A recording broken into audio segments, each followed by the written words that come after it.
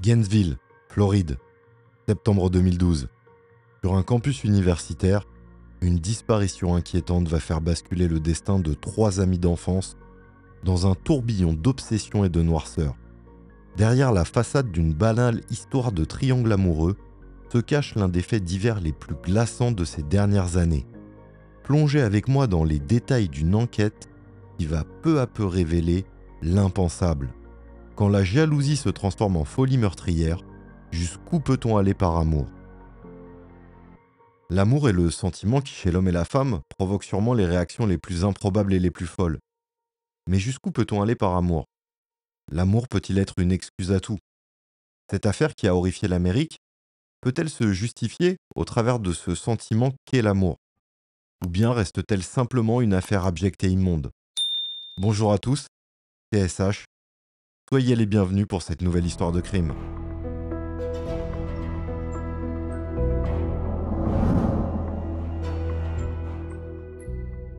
Notre histoire débute au printemps 2012, dans la métropole animée de Miami, en Floride. C'est là que nos 3 protagonistes, Erika Freeman, Pedro Bravo et Christian Aguilar, se connaissent depuis le lycée. À l'époque, Erika et Pedro forment un jeune couple comme tant d'autres. Ils sont ensemble depuis près de 3 ans et semblent filer le parfait amour. De son côté, Christian est décrit par son entourage comme un élève brillant et ambitieux. Ce fils d'immigrés équatoriens rêve de devenir ingénieur biomédical pour aider les autres. Mais surtout, c'est le meilleur ami de Pedro. Les 3 amis sont pour ainsi dire inséparables. Oui, mais voilà. À quelques mois de la remise des diplômes, le vent commence à tourner. Erika se lasse du comportement de plus en plus possessif et étouffant de Pedro. Elle, qui rêve d'indépendance en partant à l'université de Gainesville, a l'impression de ne plus pouvoir respirer dans cette relation. Après maintes hésitations, elle décide donc de rompre définitivement avec Pedro. Une décision mûrement réfléchie pour elle, mais que Pedro va vivre comme un déchirement. Complètement désemparé, ce dernier sombre alors dans une profonde dépression. D'ailleurs, les extraits de son journal intime, que l'on découvrira bien plus tard lors de l'enquête, révèlent l'étendue de son mal-être. Il se sent trahi et abandonné. Pour lui, Erika était son grand amour, celle avec qui il se projetait dans le futur. Sans elle, il perd tous ses repères. Ses mots sont empreints d'une noirceur et d'une détresse qui laissent présager le pire. Pendant plusieurs semaines, Pedro sombre dans la spirale infernale de la dépression et de l'obsession. Il ne pense qu'à une chose, reconquérir Erika à tout prix. Mais c'est un nouveau coup dur qui l'attend. Car ce qu'il ignore encore, c'est que son meilleur ami Christian a secrètement entamé une nouvelle relation de couple avec Erika. Un coup de foudre réciproque est né entre eux. Mais par peur de la réaction de Pedro, ils décident dans un premier temps de garder leur idylle cachée. Le choc de trop pour Pedro. Quand il finit par découvrir la vérité au début de l'été, sa douleur et sa rancœur se transforment en une rage aveuglante. Lui qui considérait Christian comme un frère se sent doublement trahi. Sa jalousie prend alors une tournure maladive et incontrôlable. Il est persuadé qu'Erika est faite pour lui et que Christian est le seul obstacle à leur amour. Pedro sombre alors peu à peu dans une paranoïa totale et complètement folle. Son obsession atteint son paroxysme au mois d'août 2012. Lorsqu'il apprend qu'Erika et Christian partent étudier ensemble à Gainesville, elle au Santa Fe College et lui à l'université de Floride. 2 campus seulement distants d'environ 6 km. Là, c'en est trop pour Pedro. Lui qui était censé aller étudier à Miami ne peut pas supporter de les imaginer commencer une nouvelle vie à 2. Et c'est là que sa machination se met en place.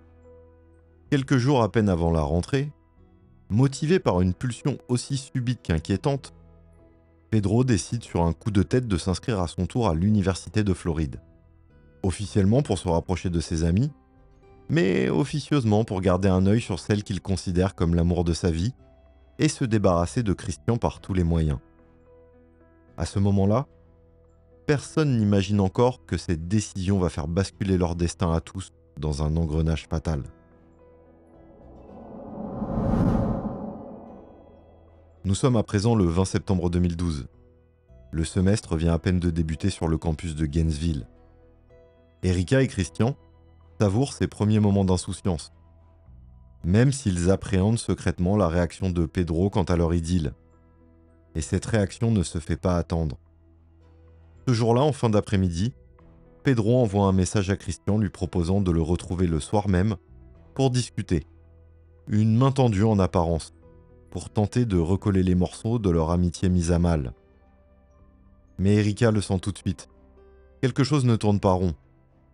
Son instinct lui souffle que Pedro mijote un mauvais coup. Elle tente de dissuader Christian d'accepter ce rendez-vous. Mais ce dernier, ne voulant pas envenimer les choses avec son ami de toujours, décide malgré tout d'y aller. Une décision qu'il regrettera amèrement. Car ce qu'Erika ignore à ce moment-là, c'est que Pedro est déjà entré dans une autre dimension, celle de la folie meurtrière. Les deux amis sont aperçus ensemble pour la dernière fois dans un magasin Best Buy en début de soirée. Les images de vidéosurveillance, exhumées plus tard par les enquêteurs, les montrent en train de déambuler dans les rayons à la recherche d'un CD. Une scène banale en apparence, mais déjà Christian semble mal à l'aise, comme s'il pressentait le piège imminent qui se refermait sur lui. Mais à ce stade, il est déjà trop tard pour reculer. Les heures passent, et Erika commence à s'inquiéter sérieusement. Christian ne répond à aucun de ses appels et messages. Ce n'est pas son genre de rester sans nouvelles aussi longtemps, surtout en pleine nuit. Au fond d'elle, Erika est de plus en plus convaincue que Pedro y est pour quelque chose. Prise d'un affreux pressentiment, elle décide de contacter ce dernier. Au téléphone, il lui raconte d'un ton détaché et calme que Christian et lui se sont vus brièvement, mais qu'après une vraie dispute, il l'a déposé chez lui et est rentré aussitôt. Une version qui sonne totalement faux pour Erika, et pour cause. Car ce que Pedro s'est bien gardé de lui dire, c'est que les choses ont complètement dégénéré ce soir-là. Après avoir drogué Christian à son insu avec des somnifères, comme le révéleront plus tard les analyses des prélèvements retrouvés dans sa voiture, une violente altercation a éclaté. Les deux hommes en sont venus aux mains. Mais dans son journal, dont je vous ai parlé avant, Pedro racontera plus tard qu'il a alors brandi une sangle et serré encore et encore, jusqu'à ce que son ami cesse de respirer. Un réel meurtre de sang-froid.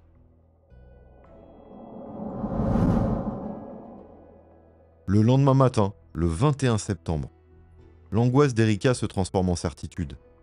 Il est arrivé quelque chose à Christian. Son absence en cours ne lui ressemble pas. Son père, Carlos Aguilar, est prévenu. Lui aussi est certain que la disparition de son fils n'est pas normale. Il contacte immédiatement la police pour signaler cette disparition et exige l'ouverture d'une enquête. De son côté, Erika est persuadée que Pedro est mêlé à tout ça. Elle décide alors de le confronter en face à face et le convainc de l'accompagner au poste de police. Mais lors de son audition, Pedro s'empêtre dans ses mensonges. Il multiplie les versions contradictoires, changeant sans cesse son récit sur la soirée. Pourquoi a-t-il effacé de son téléphone tous ses messages avec Christian? Pourquoi a-t-il nettoyé sa voiture au beau milieu de la nuit dans une station de lavage automatique? Les enquêteurs flairent eux aussi que Pedro ne leur dit pas toute la vérité. La perquisition de son véhicule viendra conforter leurs soupçons. À l'intérieur, ils font une découverte accablante. Le sac à dos de Christian, soigneusement dissimulé dans une valise, mais aussi des taches de sang qu'il s'empresse de prélever. Une bouteille d'eau contenant des résidus suspects et un tapis de sol imbibé de sang. Pedro est immédiatement placé en garde à vue, mais il continue à nier farouchement. Pour les enquêteurs, ces indices ne laissent pourtant planer aucun doute. Christian a été tué et Pedro est le coupable tout désigné. Ce premier faisceau de preuves marque un tournant dans l'enquête. En quelques jours à peine, ce qui n'était qu'une simple disparition est en train de se muer en une affaire criminelle de la plus haute importance. Mais les policiers sont encore loin de soupçonner l'étendue de l'horreur et de la préméditation qui se cache derrière ce meurtre sordide. Car en fouillant plus encore dans la vie de Pedro Bravo, ils vont très vite lever le voile sur sa véritable personnalité. Celle d'un manipulateur obsessionnel, prêt à tout pour parvenir à ses fins, même à sacrifier ce qu'il a de plus cher. Restez avec moi, car ce que la police s'apprête à découvrir va donner à cette affaire une tournure plus glaçante que jamais. Plongeons dans les confessions écrites d'un meurtrier. Alors que Pedro Bravo est déjà en garde à vue, l'enquête sur la disparition de Christian Aguilar prend un nouveau tournant. Et pour cause. Les policiers viennent de mettre la main sur une pièce à conviction extraordinaire. Dans l'appartement de l'étudiant, soigneusement dissimulé, ils découvrent son journal intime.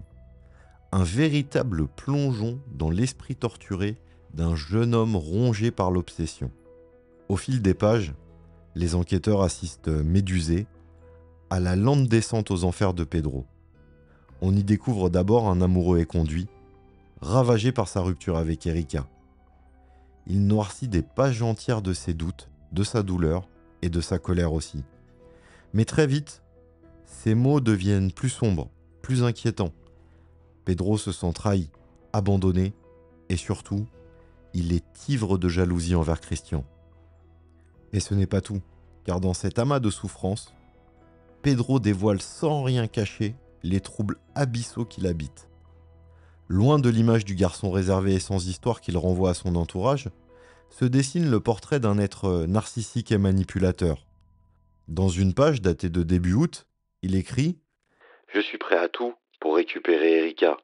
Christian doit payer. Il n'y a qu'une solution pour qu'elle me revienne. L'éliminer par tous les moyens. » Dans ses confessions écrites, Pedro détaille alors avec une précision effrayante son funeste projet. Lui qui s'apprêtait à intégrer une école d'ingénieur, consacre soudain tout son temps libre à échafauder un plan machiavélique.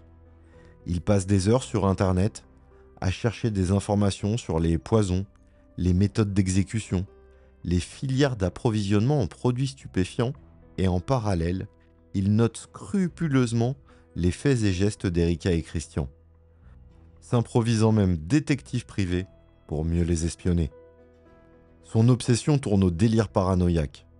Dans un passage éloquent, il écrit « Je sais qu'ils couchent ensemble.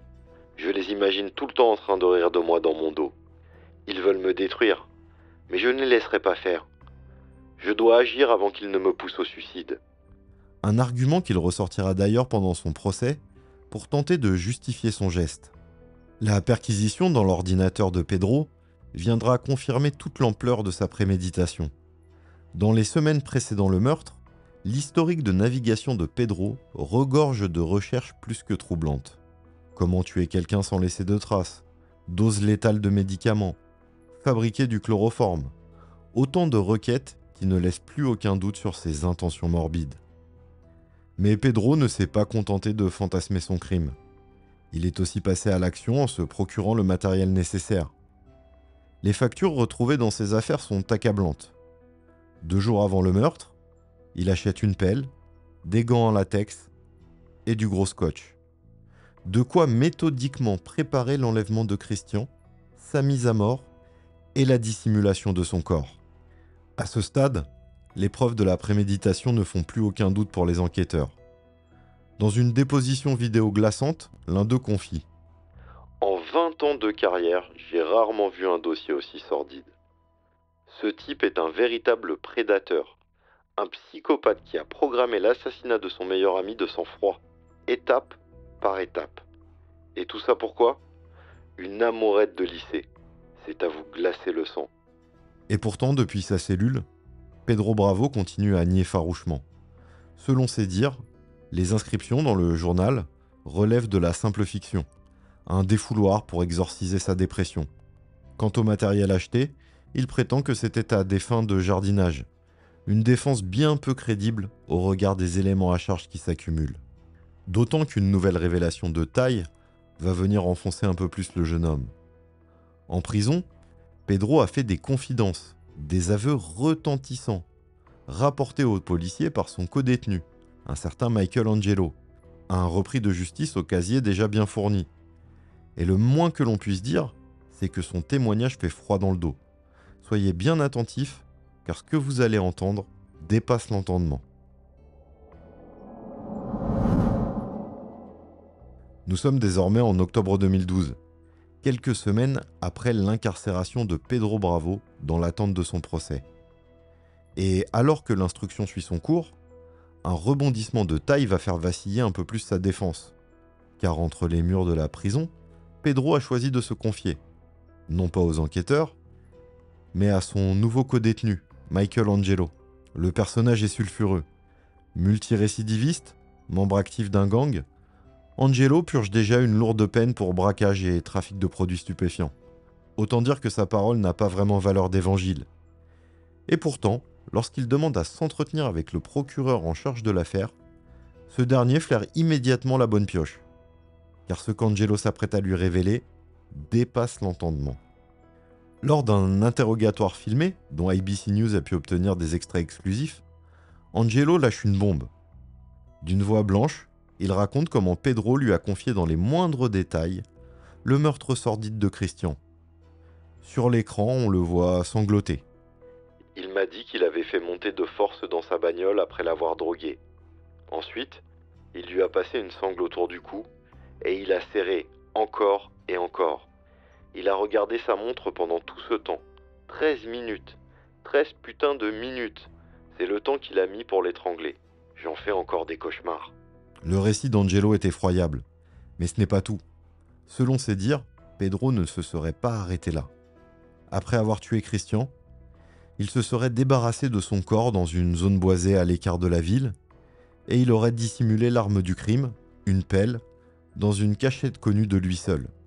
Des détails qui collent avec les éléments déjà en possession de la police. Mais pourquoi diable Pedro se serait-il ainsi confié à un parfait inconnu, qui plus est, un repris de justice? C'est là que le témoignage d'Angelo prend une tournure encore plus ambiguë, car selon lui, Pedro avait un plan, faire endosser son crime à quelqu'un d'autre. Un projet machiavélique qu'il aurait voulu mettre en œuvre avec la complicité de son codétenu. Démonstration vidéo à l'appui, Angelo explique. Pedro voulait que j'envoie un de mes gars récupérer la pelle là où il l'avait planquée. Et avec, il aurait dû commettre un nouveau meurtre, en faisant tout pour se faire choper. Une fois en tôle, il aurait dû passer aux aveux et dire que c'était aussi lui le vrai coupable pour Christian.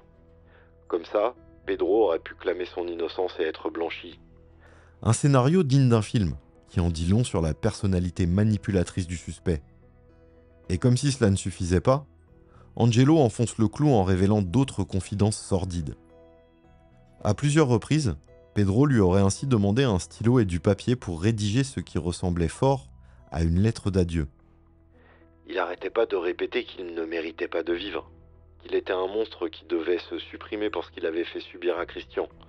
Sanglote Angelo devant la caméra, avant d'ajouter « Un soir, il m'a même supplié de lui refiler mes lacets pour se pendre. Il avait complètement pété les plombs. » Bien sûr, la crédibilité d'Angelo peut paraître sujette à caution. Comme nombre de repentis de justice, il a probablement dû négocier une remise de peine en échange de son témoignage. Mais peu importe, car les révélations du codétenu de Pedro Bravo vont trouver un écho retentissant. En suivant les indications, les enquêteurs vont mettre la main sur la fameuse pelle, soigneusement dissimulée à l'endroit exact qu'il avait indiqué. Une découverte qui scelle un peu plus le sort de Pedro Bravo. Face à ce nouveau rebondissement, le procureur explose. Avec de tels éléments à charge, le procès à venir s'annonce sous les meilleurs auspices. D'autant que, parallèlement, les enquêteurs viennent de résoudre l'ultime mystère de l'affaire, celui de la disparition du corps de Christian. Plus de 20 jours après le drame, des promeneurs viennent en effet de faire une macabre découverte dans une zone boisée isolée. Soyez bien attentifs, car les révélations qui vont suivre risquent de vous glacer le sang. Nous sommes à présent le 12 octobre 2012, soit plus de 3 semaines après la disparition de Christian Aguilar. Et alors que Pedro Bravo croupit déjà en prison, un événement vient relancer l'enquête de plus belle. Ce jour-là, des promeneurs font une macabre découverte dans une zone boisée isolée à une 60aine de kilomètres de Gainesville. Une odeur pestilentielle les attire à l'écart d'un petit sentier. Et pour cause, à moitié dissimulé par des branchages, gît le cadavre en décomposition d'un homme. Les autorités sont immédiatement prévenues et les premières constatations confirment l'horreur. Il s'agit bien de Christian Aguilar. Malgré l'état du corps, l'identification est sans appel. Les enquêteurs font même une découverte saisissante. À quelques mètres de là, comme l'avait indiqué en détail le codétenu de Pedro Bravo, Michael Angelo, se trouve la fameuse pelle ayant servi à creuser la tombe de fortune. Un nouvel élément à charge qui semble sceller le destin déjà bien compromis du suspect numéro 1. Les conclusions de l'autopsie, rendues 2 jours plus tard, achèvent de dessiner les contours du drame. Elles révèlent que Christian est mort d'une strangulation après avoir été préalablement drogué, probablement avec les somnifères retrouvés dans la voiture de Pedro Bravo. Difficile dès lors pour le suspect de continuer à nier l'évidence. Dans un état second, les parents de Christian réclament justice. Pour eux, la traque du meurtrier présumé de leur fils touche à sa fin. C'est donc fort logiquement que s'ouvre le procès de Pedro Bravo en août 2014, près de 2 ans après les faits.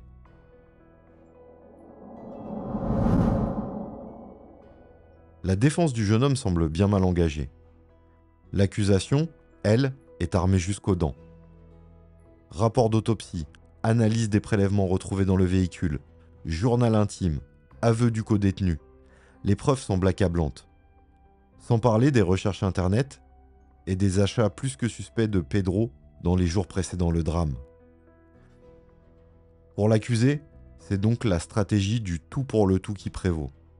À la surprise générale et contre l'avis de son avocat, Pedro choisit de témoigner à la barre. Mais loin de convaincre, ses déclarations virent très vite à la confusion. Aux questions précises du procureur, il oppose des réponses évasives, changeant sans cesse de version. Les extraits vidéo de son interrogatoire sont d'ailleurs édifiants. On y voit un jeune homme prostré, fuyant, qui semble s'enfoncer un peu plus à chacune de ses prises de parole. Il ment comme il respire.